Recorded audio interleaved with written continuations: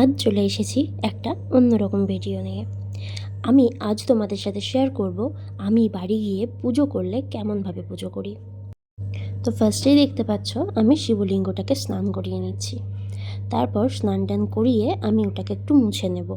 মোছা হয়ে গেলে ভালো করে সব কিছুকে একটু পরিষ্কার করে নেব। যেখানে আমি শিবলিঙ্গটা রাখবো সেইটাও একটু পরিষ্কার করে নেব।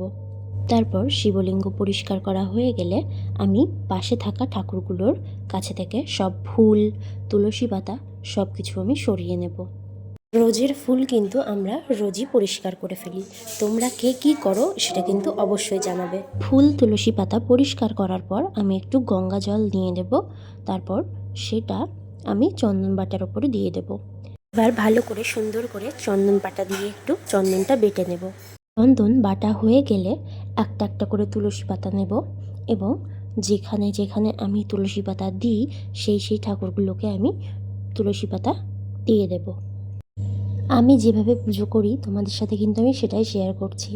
তো কোনো ভুল ত্রুটি হলে তোমরা কিন্তু আমাকে অবশ্যই জানাবে। আমি নিজের সবটুকু দিয়ে চেষ্টা করব ভালোভাবে পুজোটা সম্পন্ন করার। তুলসী পাতাগুলো দেওয়া হয়ে গেলে আমি এবার হেসোটাকে একটু ভালো করে ধুয়ে নেব জল দিয়ে। আমি যেহেতু হেসোটা দিয়ে ফল টল কাটবো যেগুলো আমি প্রসাদে দেব, তো সেই জন্য আমি হেসোটাকে ভালো করে ধুয়ে নিচ্ছি, কারণ ওটা অনেকক্ষণ আলগাভাবে পড়েছিল।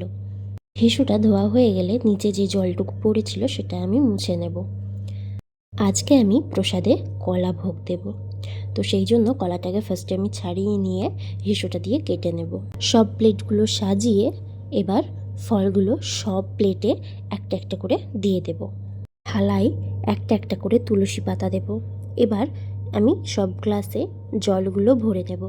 জল ভরা হয়ে গেলে আবার আমি জানি না তোমরা কেউ এইভাবে পুজো করো কি না, বাট আমি এইভাবেই পুজো করি।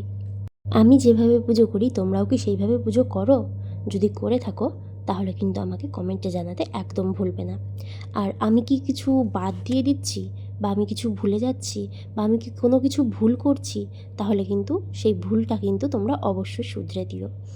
তুলসী পাতা দেওয়া হয়ে গেলে আমি এবার প্রত্যেকটা গ্লাসে আর থালাগুলোতে একটা একটা করে ফুল দিয়ে দেব। আমি থালাগুলো এবার সাজিয়ে নিয়ে নিয়েছি। এইবার আমি পুজো করব। এবার আমি ফুলগুলো সব ঠাকুরের চরণে অর্পণ করে দেব। আমি দুটো ধূপকাঠিও ধরিয়ে নিলাম। ধূপকাঠিটা ধরানোর পর আমি ঠাকুরের সামনে একটু ধূপকাঠি দেখিয়ে সেটাকে জায়গা মতো আবার রেখে দেব। আর হ্যাঁ, আমি কিন্তু প্রসাদে চিনিও দেব।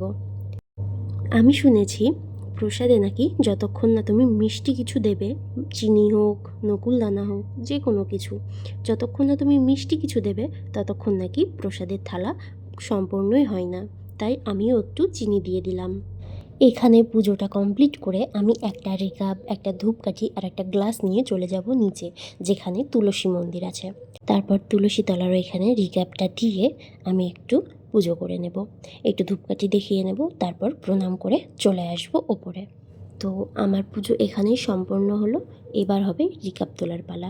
তো তোমরা দেখতেই পাচ্ছ আমি কিন্তু সুন্দরভাবে পুজোটা করে নিলাম। আমি জানি না এখানে আমার কোনো ভুল ত্রুটি আছে কি না, মানুষ মাত্রই তো ভুল ত্রুটি হবেই। তোমরা কিন্তু অবশ্যই আমাকে বলবে যে আমি কোথায় ভুল করেছি। তোমাদের যদি আমার ভিডিও ভালো লেগে থাকে তাহলে কিন্তু সাবস্ক্রাইব করতে একদম ভুলবে না, আর লাইক, কমেন্ট, শেয়ারও কিন্তু অবশ্যই করবে। তো একটু থামার পর আমি কিন্তু রিকাব, গ্লাস এগুলো সব তুলে নিচ্ছি। তো আমার পুজো হয়ে গেল কমপ্লিট। এবার আমি সবাইকে প্রসাদ দেব, নিজে একটু প্রসাদ নেব। তো আজ এই পর্যন্তই থাক। তোমাদের সাথে আবার কথা হবে পরের কোনো ভিডিওতে।